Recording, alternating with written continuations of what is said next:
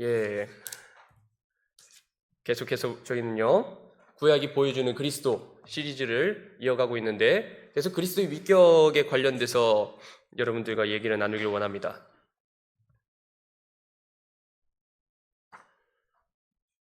예, 신약 성경은요 나사렛 예수님께서 하나님이심을 명확하고 단호하게 선포합니다. 사도 바울은 아까 여러분들이 읽으셨던 로마서 9장 5절에도 보면요, 그분은 모든 것 위에 계시며 영원토록 찬송받으실 하나님이라고 명시하면서 그의 신성을 정점으로 묘사했습니다. 사도 바울은요 유대 민족의 영적인 이점을 열거하면서 나중에는 그리스도께서 육신으로 오신 민족적인 혈통이 이스라엘이었음을 확인하는 것으로 이제 이스라엘에 관련돼서 얘기를 하다가, 그 다음에는 그 이스라엘의 혈통으로서 예수 그리스도께서 오셨다라는 것으로 또 설명을 이어가고, 그리고 끝에는 자신의 결론은 그리스도를 높이는 것으로 절정이 이르게 합니다. 결국 이스라엘을 위해서 기도하는데, 그리고 또 이스라엘에 대해서 이야기를 하면서 우리가 믿는 예수 그리스도는 혈통에 있어서는 이스라엘에서 오셨지만 그분은 우리가 찬양해야 되는, 찬양받으시기 합당하신 참 하나님이시다를 강조하고 있습니다. 예, 그렇죠? 신약 성경은 예수님께서 하나님이심을 진짜 정말로 단호하게 선언하고 있습니다. 그 증거는 여러 가지가 있는데요, 예수님께 적용된 그 하나님의 이름이 있잖아요. 주, 여호와, 막 그런 류의 이름들 외에도 그분의 신성, 곧 하나님이신 다른 증거들이 있습니다. 하나님의 성품, 속성, 그리고 완전성이라고 하는데요. 또 그리고 하나님의 사역이 있지요. 그리고 또 하나님에 대한 경배가 모두 주 예수 그리스도께도 해당되기에 우리는 여기서 모두 다 예수 그리스도께서 절대적인 그 신성을 갖고 계시는구나라는 결론으로 이르게 됩니다. 신약 성경을 그냥 평이하게 단순하게 읽었을 때 그러합니다. 늘 그래왔듯 이제 하나님을 정의하는 것은 불가능합니다. 이게 베럿 교수님의 표현에 따르면요, 왜 이게 안 되냐? 왜냐하면요, 정의의 본질은 정의되는 주제에 한계나 제한을 두는 것이기 때문입니다. 그러니까 어떤 사물에 대한 정의가 있잖아요. 어떤 사물에 대한 정의가 있으면은 그 외에도 다른 의미들을 갖고 있지만 어느 틀을 잡아놓고 그 의미를 보지 않습니까? 그 의미를 규정하지 않습니까? 근데 우리는 그 하나님, 우리가 믿는 하나님을 이런 틀에 가두고 설명해 볼 수는 없는 것입니다.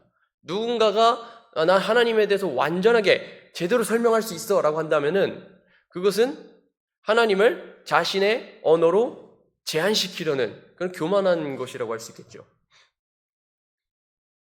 비록 우리는 하나님을 온전하게 정의할 수는 없을지라도 하나님께서 자신을 계시하기 위해 선택하신 그 성경 기록의 용어로 하나님을 설명할 수 있고, 이것이 우리의 최선이어야 할 것입니다. 그러니까 우리가 하나님을 정의하는 게 최선이 아니에요. 하나님을 성경에 기록된 대로 온전히 설명하는 것이 우리에게 있어서는, 성경을 믿는 그리스도인에게 있어서는 가장 최선이다. 그리고요, 그것을 두고 웨스트민스터 소유리 문답 4문은요, 생각보다 짧지만 심오한 신앙고백적인 진술을 담고 있습니다. 자, 제가 빨간 줄 읽으면요, 여러분들이 그 답을 읽어주시면 됩니다. 웨스트민스터 소유리 문답 4문, 하나님은 어떤 분이십니까?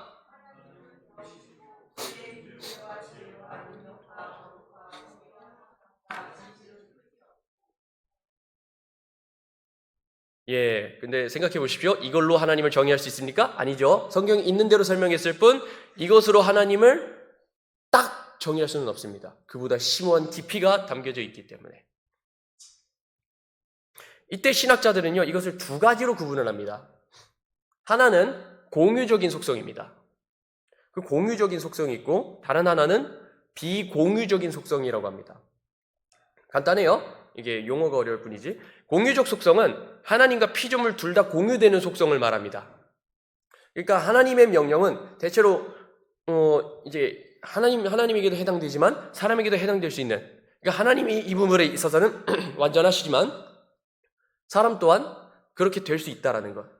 그러니까 예를 들어 이런 겁니다. 계속 레위기 강해 목사님께서 이어가고 계시지 않습니까? 거기서 어떻게 얘기합니까? 내가 거룩하니 너희도 거룩할지니라 라고 말씀하시는 하나님의 명령을 우리가 볼 수 있습니다. 그 말은 무슨 말입니까? 완전함에 있어서는 하나님이 완전하게 거룩하시지만 그 하나님께서 우리에게도 거룩을 요구하십니다. 그것은요, 그 거룩이라는 성품이, 거룩이라는 속성이 우리에게도 있고 하나님께도 있다라는 얘기입니다. 우리가 그분을 온전히 따라갈 수 없을지언정 우리는 그 하나님께서 요구하시는 그 거룩함을 따라 나아가야 하는 존재입니다. 그렇죠? 마찬가지로 또 예수님께서 우리에게 새로운 명령을 주셨을 때 서로 사랑하라고 말씀하지 않으십니까? 서로 사랑하라. 그렇다는 말은 우리 하나님께서는 공의로우시지만 그와 동시에 사랑이 크신 분이십니다. 그죠? 또 하나님은 사랑이십니다. 그렇기 때문에 우리에게 또 사랑을 요구하셨는데 이렇게 사랑하라고 요구하셨는데 이것을 통해 알 수 있는 것은 이 사랑 또한 인간에게도 포함되는 속성이라는 것을 알 수 있죠. 인간도 똑같이 사랑할 수 있는 존재라는 것을 알 수 있죠. 이런 점에서 이제 거룩, 사랑 이런 것들은 하나님과 사람이 모두 다 공유하는 공유적인 속성이라고 불립니다.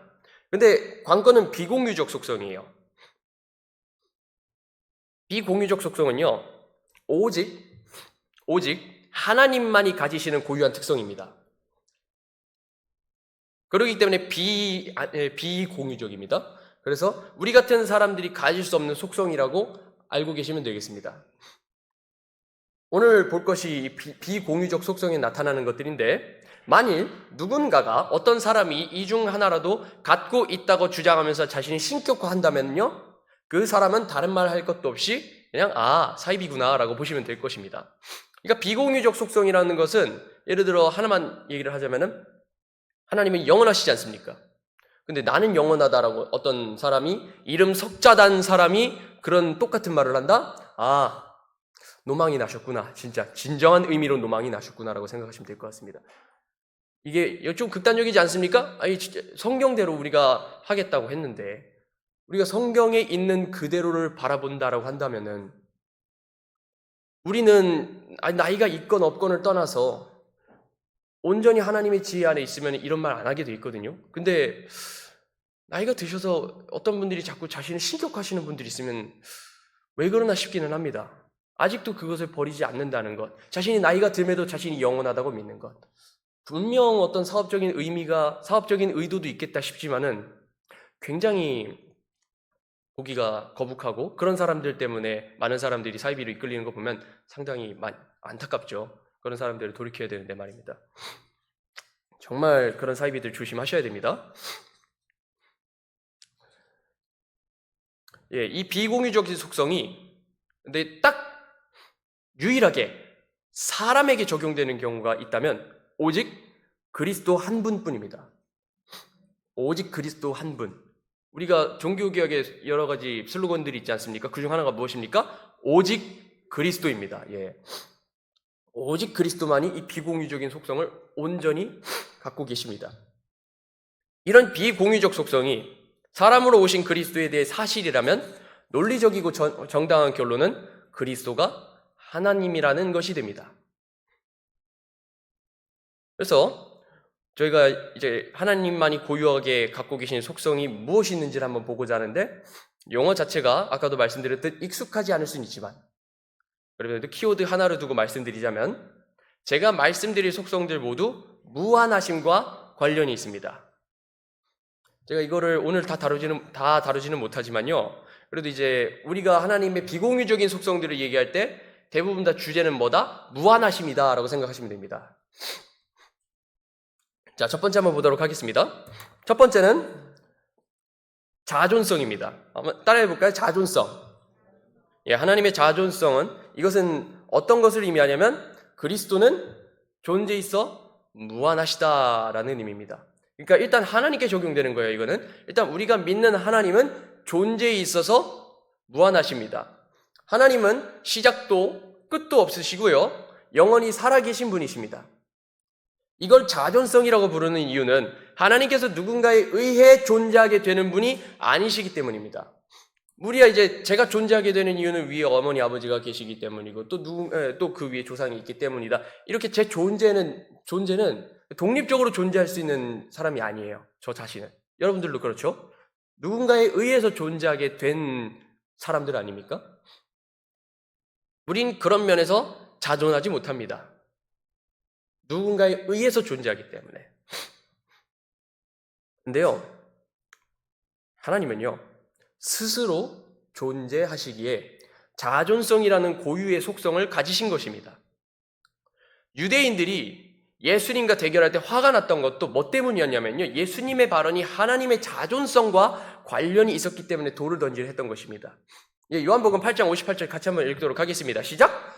예수님께서 그들에게 이르시되 진실로 진실로 내가 너희에게 이르노니 아브라함이 있기 전에 내가 있느니라 하시니라. 아까도 말씀드렸지만 비공유적 속성을 사람에게 적용을 하면서 내가 하나님의 비공유적인 속성 중 하나를 갖고 있다라고 얘기하는 사람은 정신이 나간 사람이다 라고 우리가 얘기를 했는데, 유대인들이 봤을 때 얘가 드디어 미쳤구나, 돌을 던지기 딱 좋은 그런 타깃이다라고 생각하면서 돌을 던지려고 했었습니다. 왜? 이거는 비공유적인 속성은 사람에게 적용될 수 없는 하나님만이 갖는 고유한 속성이기 때문에 그렇습니다. 얘가 드디어 미쳤구나 하고 그래서 돌을 던지려 했던 것입니다. 근데요, 이런 비공개적인 속성을 계속 그리스도에게 적용하는 것을 보았을 때 우리는 한 가지 결론을 낼 수 있죠. 무엇이었어요? 그리스도께서 우리가 믿는 하나님이시다. 그리스도는 스스로 생명을 가지신 분이시고요, 여기도 말씀하셨듯 아브라함이 나기 전에 내가 있느니라 라고 I am 이라고 선언하심으로써 구약의 언약적 이름, 곧 참되고 살아계신 하나님의 독특한 언약 호칭인 여호와를 자신에게 적용하셨습니다. 이제 이거를 출애굽기 3장 14절에서는 영어의 경우에는 I am that I am 이라고, 나는 곧 나다 라고 말씀하셨는데, 이걸 이제 한글로는 어떻게 번역하고 있습니까? 나는 곧 스스로 있는 자니라. 그래서 여호와 하나님, 그분께서는 자신을 두고 말씀하시기를 스스로 계신 분이라고 말씀하십니다. 스스로 계신 분이라고 계시하십니다. 하나님이 여호와라는 이름으로 자신에 대해 하시는 그 본질적인 선언 중 하나는 뭐냐면, 그분의 절대적이고 독립적인 자존입니다. 그러니까 이거를 말씀하고 계시는 거예요. 하나님은 누군가에 의해서, 어떤 영향에 의해서 존재되는 분이 아니시다. 그분은 어떤 영향도 받지 않으시고 스스로 존재하는 분이시다. 조금 철학적이죠? 하지만 우리가 성경을 통해서 얻을 수 있는 결론입니다. 그래서 자존성을 강조하고 있는 것입니다. 다른 한 구절도 이 점을 증명하고 있습니다. 요한계시록 1장에서 요한이 그리스도에 대한 영광스러운 환상을 기록하고 있습니다. 뭐라고 하는지 함께 읽도록 하겠습니다. 시작! 나는 알파와 오메가요, 시작과 끝마침이라. 지금도 있고 전에도 있었고 앞으로 올 주 곧 전능자가 말하노라 라고 합니다. 예, 맞습니다. 이 주장의 동사 형태와 순서를 주목해 보십시오. 원래라면 전에도 있었고 지금도 있고 앞으로 올, 과거, 현재, 미래 이런 느낌으로 가야 뭔가 좀 자연스럽잖아요. 시간 흐름상. 근데 이 진술은 시간적으로 순서가 맞지 않아요.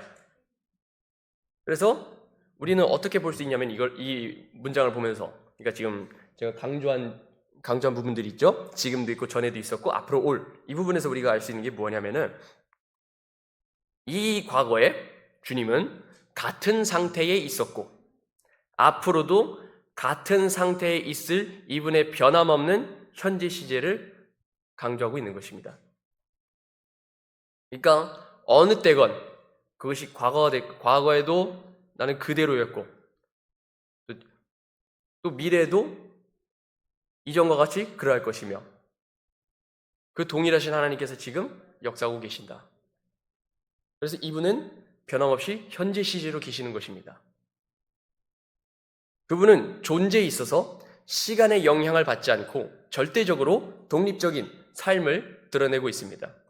늘 현재 시제로 살아계신 분, 그분이 바로 자존하신 하나님이시고 우리가 믿는 그리스도께서는 자존하신 주 하나님이신 것입니다.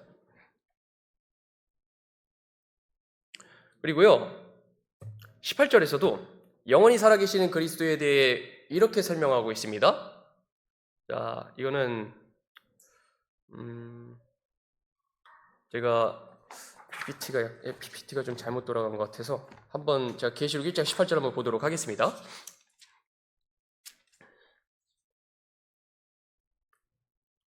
예, 나눌을 뺐네요. 제가 나눌을 뺐네요.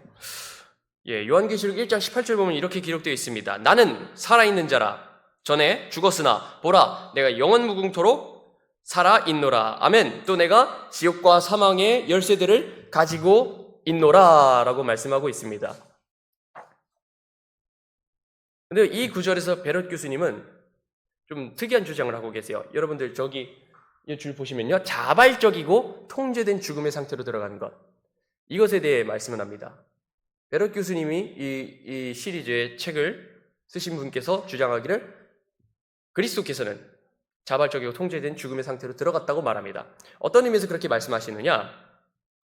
우리가 이제 수명이 다하여 죽거나 또 우리가 어떻게 할 수 없는 죽음이 아닌 우리가 어떻게 할 수 없는 죽음 가운데 죽지 않습니까? 우리가 우리의 죽음을 어떤 의미로 통제하지 못합니다. 우리가 어느 시기에 죽겠다고 해서 죽을 수 있는 존재가 아닙니다.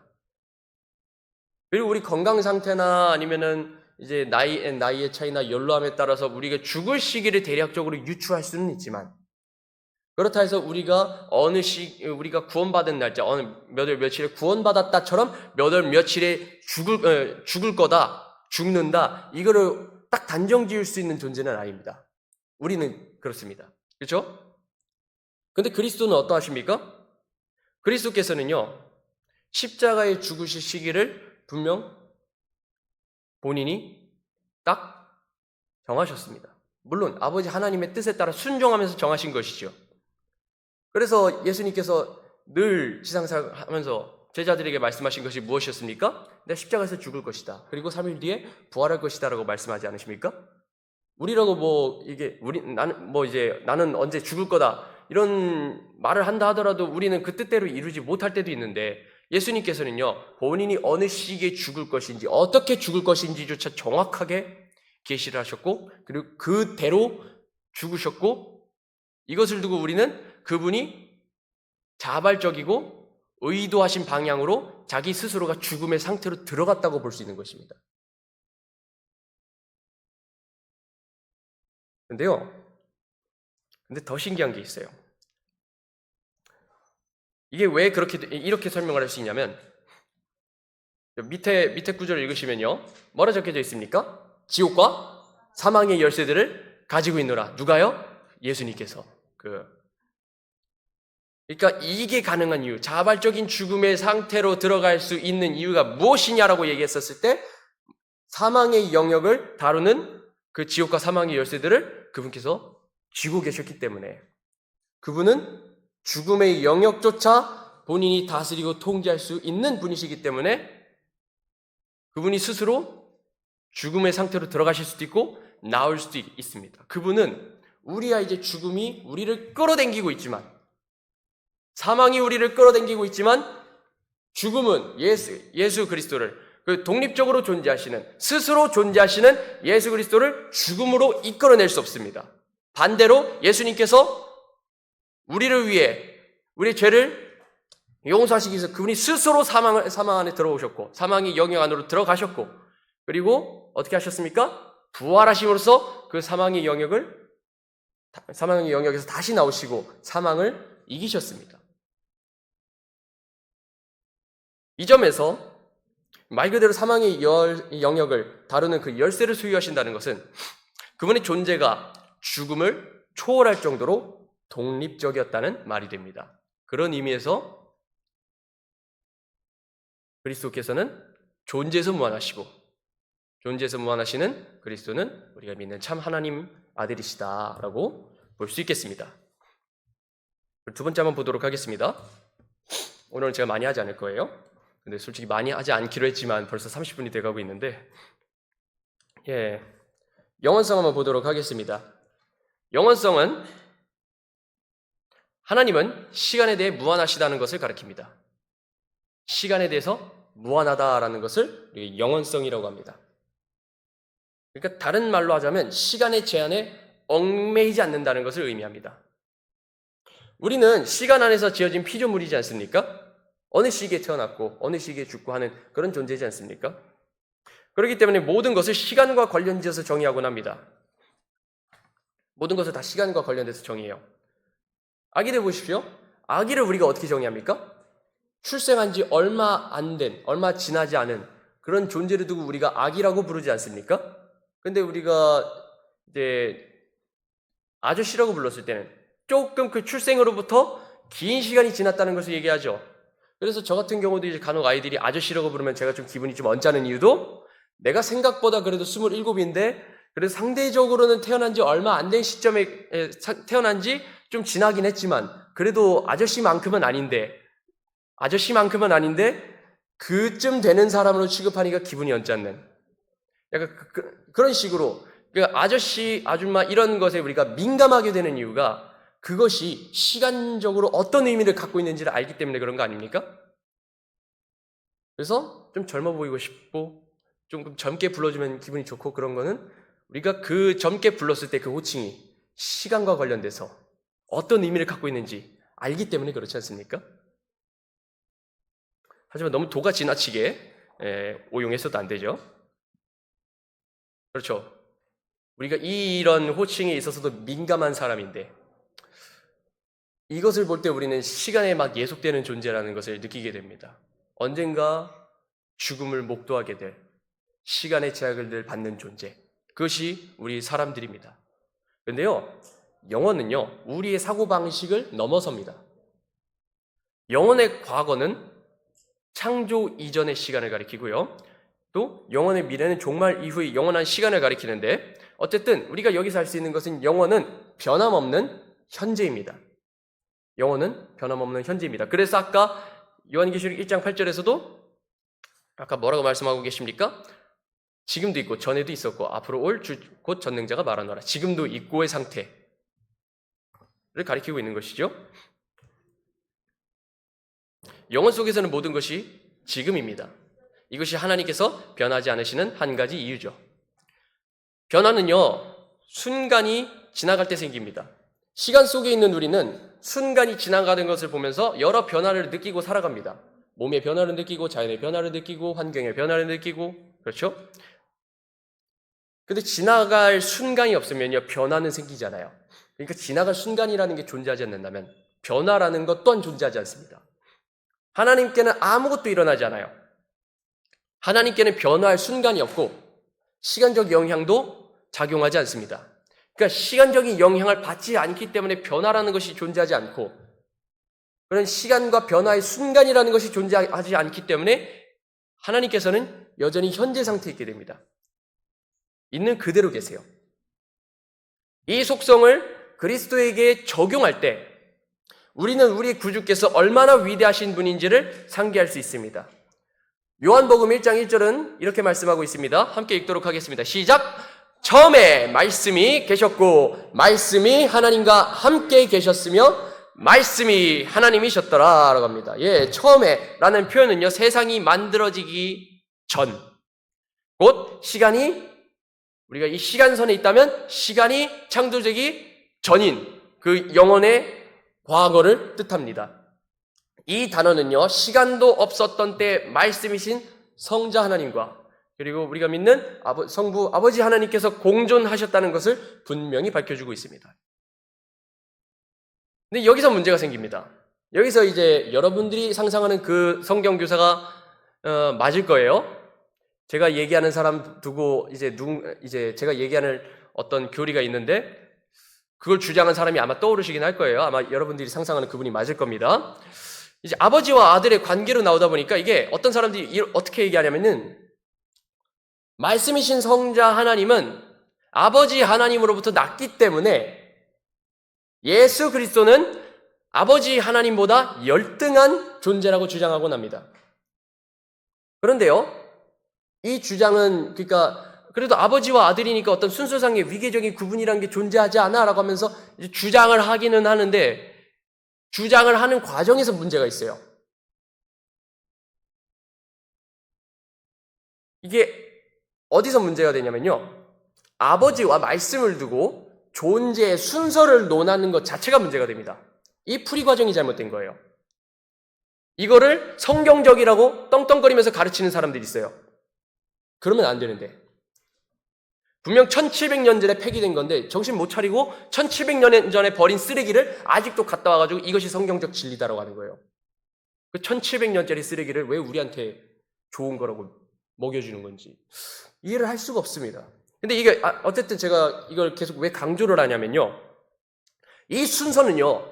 물리적인 시간이 존재했었을 때나 가능한 얘기지 시간이 창조되기 전인 영원에서는 이 순서라는 것이 존재하지 않습니다. 이 존재를 따지는 것이 무의미합니다. 순서를 따지는 게요. 보세요. 우리가 시간을 따질 수 있는 것. 예를 들어 우리가 시간을 두고 이제 순서를 따지지 않습니까? 예를 들어 누가 먼저 태어났는지. 누가 나의 아버지다라고 하면 그분이 먼저 태어나셨고 그리고 그 이후에 내가 태어났고. 이런 순서를 따질 수 있지 않습니까? 뭐의 근거에서요? 시간의 근거에서 우리는 따질 수가 있습니다. 근데 시간이 존재하지 않는 그 영원에서 우리가 순서를 따질 수가 있습니까? 시간이라는 게 존재하지 않는데? 근데 아버지 하나님과 아들 하나님의 관계를 설명하려는 과정에서 자꾸 시간의 순서를 여기다 영원하신 하나님한테 적용하면 안 되는데 자꾸 창조된 시간의 순서를 가지고 시간을 만드신 아버지 하나님과 아들 하나님을 순서를 구분하고 거기에 우등한 하나님과 열등한 하나님이라는 그 차이를 구분하려고 해요. 이러면 안 되는 거예요. 이걸 자꾸 시도하는 사람들을 우리가 뭐라고 부르냐면 1700년 전 똑같은 짓 하고 있는 이단이라고 부릅니다. 적어도 아버지 하나님과 아들 하나님에 관련된 이 관계가 정립된 게 325년입니다. 니케아 공의회 때요. 지금 2026년이죠. 몇 년 지났습니까? 1701년 지났습니다.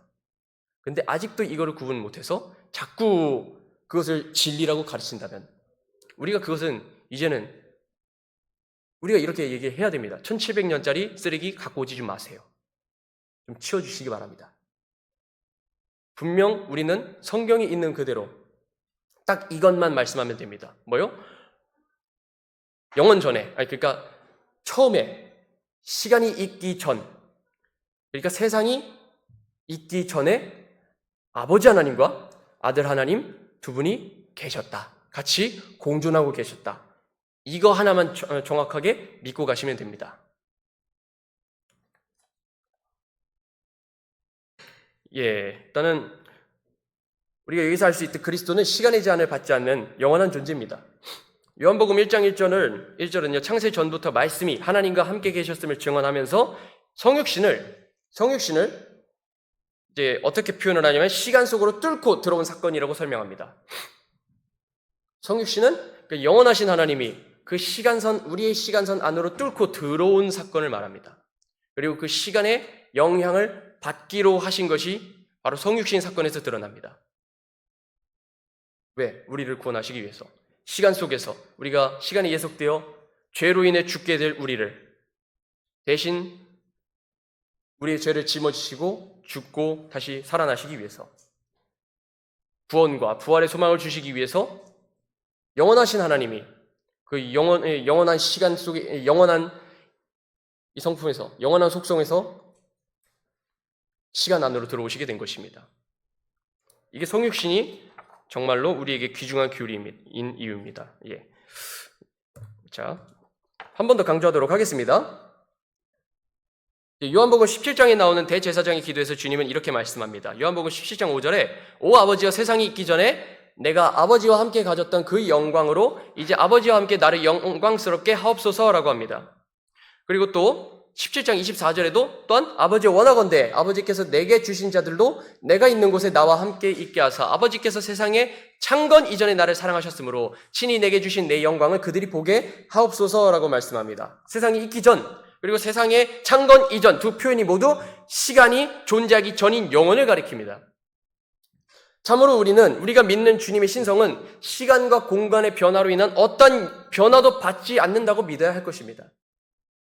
우리가 성경을 믿을 수 있는 것은요, 하나님의 어떠하심이 시간이 흘러도 변하지 않는 분이시기 때문에 신뢰할 수 있는 것이기도 합니다. 만약에 그러니까 하나님이 시간에 영향을 받는다면 성경도 시간의 영향에 따라 진리였다가 진리가 아니게 돼버리는 순간이 옵니다. 왜요? 시간이 변함에 따라 하나님의 속성과 성품이 변한다면 이후에는 어떻게 변할지 모르니까요. 하지만 우리가 믿는 하나님은 어떤 분이십니까? 시간의 영향을 받지 않으십니다. 영원히 변치 않으시는 분이십니다. 그렇기 때문에 그 속성에 따라 우리가 믿는 하나님의 말씀, 이 계시 또한 그분의 성품을 따라 영원히 변하지 않고 시대가 지나도 여전히 유효한 하나님의 말씀으로 남고 보존되어 있는 것입니다. 그렇기 때문에 우리는 하나님의 영원하심의 그 성품에 따라서, 그 속성에 따라서 그 영원하신 하나님의 말씀을 신뢰하고 복음을 믿고 그 교리를 받아들일 수 있게 되는 것입니다. 그런 의미에서 하나님의 영원하심, 그러니까 시간을 초월하시는, 시간에 대해 무한하시는 그 하나님의 성품은 굉장히 우리가 강조해야 될 교리입니다. 그렇기 때문에 여러분들이 이 두 주제를 갖고 우리가 배우는 이 교리가 얼마나 소중한 것인지, 그리고 또 하나님이 독립적으로 존재하시고 하나님이 시간에 있어서도 무한하신 분이시라는 것이 왜 우리에게 소중한 건지를 다시 한번 돌아볼 수 있는 시간이 되었으면 좋겠습니다. 그리고 이 모든 것은 그리스도께 적용되고 우리가 믿을 수 있기를 그리스도는 시간을 초월하는 하나님이시고 그리스도는 존재에 있어서 다른 영향을 받지 않는 무한하신 하나님이시다라는 그런 믿음이 여러분들 안에 있기를 간절히 소망합니다. 오늘 여기서 마치겠고요. 오전 예배를 두고 잠시 기도하는 시간 갖도록 하겠습니다.